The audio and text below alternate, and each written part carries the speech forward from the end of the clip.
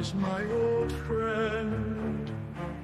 I've come to talk with you again,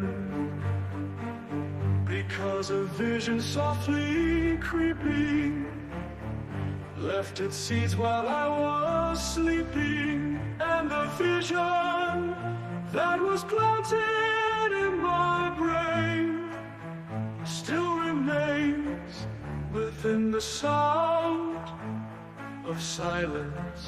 In restless dreams I walked alone, narrow streets of cobblestone, neath the halo of a street lamp.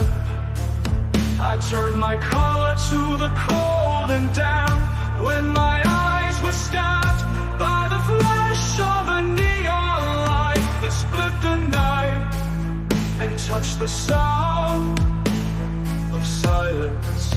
And in the naked light I saw 10,000 people, maybe more, people talking without speaking, people hearing without listening, people writing songs that voices never share.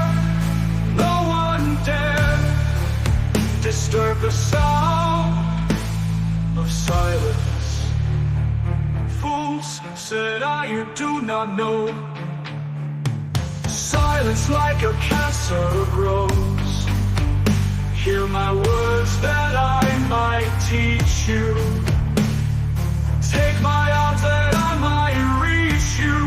But my words, like silent raindrops, fell and echoed in the wells of silence.